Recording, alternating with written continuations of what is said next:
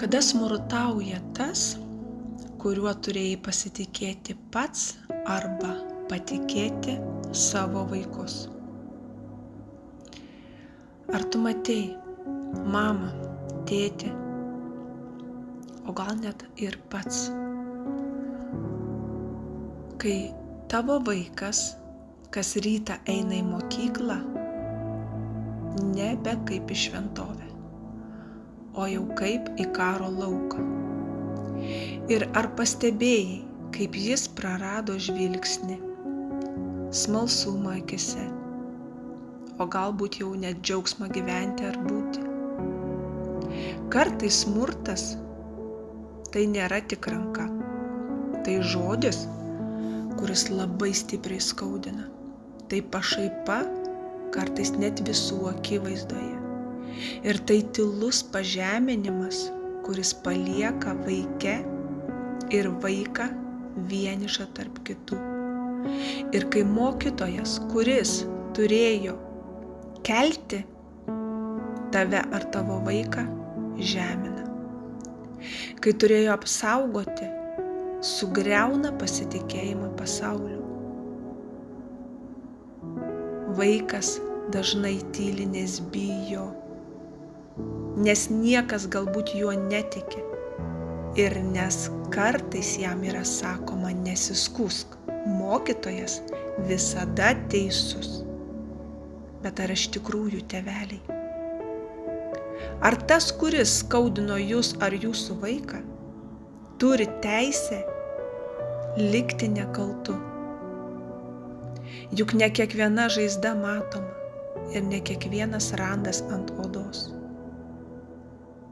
Ir tie vaikai, kurie diena iš dienos patiria tas patyčias, galbūt šaltą toną, grasinimus, sarkazmą, spaudimą, yra tie patys, kurie vėliau bijo gyvenimo.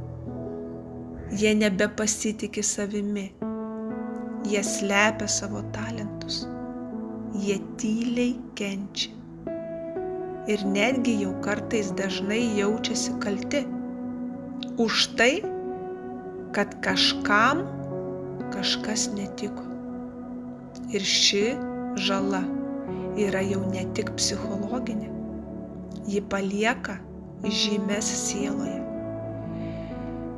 Ir tai vadinamas energetiškas, lėtinis nuodijimas, jau nuodijimas savęs pačio.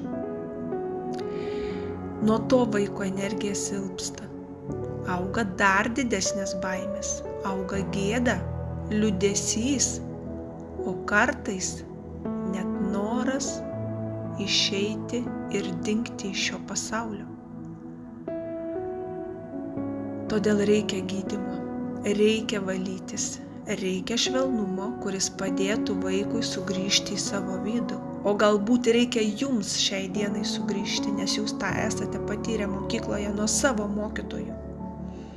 Ir energetinė terapija, gydymas gali padėti paleisti tą skausmą, kurį jūs net privalote paleisti, kuris per ilgai laikytas viduje, o galbūt tai jūsų vaiko pradžia.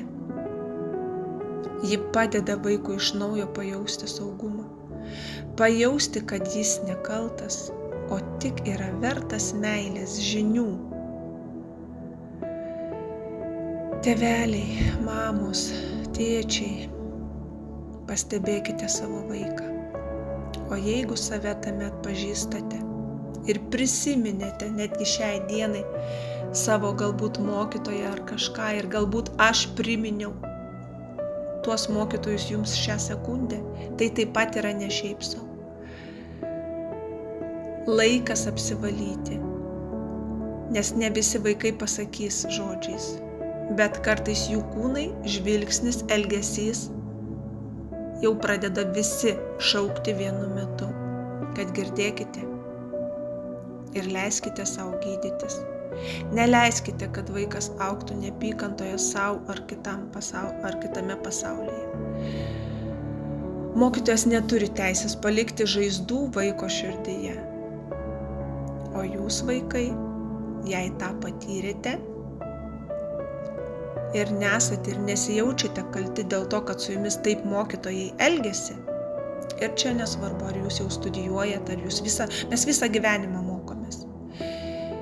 Tai svarbu, kad tu suprastum, kad tu esi svarbus ir tu gali sugrįžti į save, apsivalydamas.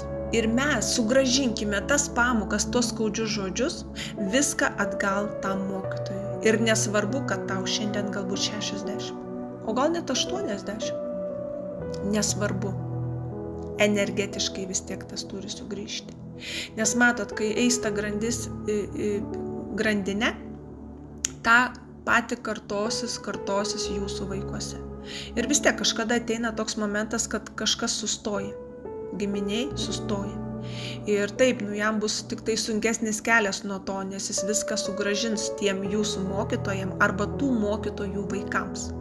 Bet kuris žmogus yra padaręs, tai visada gaus atgal, net jeigu jis šiai dienai jau yra nebe tarpe mūsų, yra iškeliavęs, galbūt jūsų mokytojas sakys, ką tu dabar paimsi iš to mirusio žmogaus. Stop. Energetiškai taip mes paimsime, nes jis vėl ir vėl atgims. Ir jau galbūt galbūt buvęs vyras gims moterim, bet jis gims. Jis vėl ateis į žemę atkartoti to ir atsimti tai, kas buvo jo. Jis tą atsiims. Bet esmė kame, kad jūs suprastumėt, kad jūs turite nuo savęs tą nuimti naštą. Ir tą, kas sklando virš jūsų galvelių. Aš tik apie tai. Ir tikrai nesigilinti, kad kas dabar atsitiks su tuo, kai aš jau grąžinsiu atgal. Nesigilinti į tai, nes energetiškai visada tas grįž atgal. Bet jau, kaip aš sakau, su didesnė sąskaita. Kaip sakant, su palūkanomis grįžta atgal. Tai pradėkime. Neleiskime mokytojams taip elgtis su mumis ir mūsų vaikais. Stop.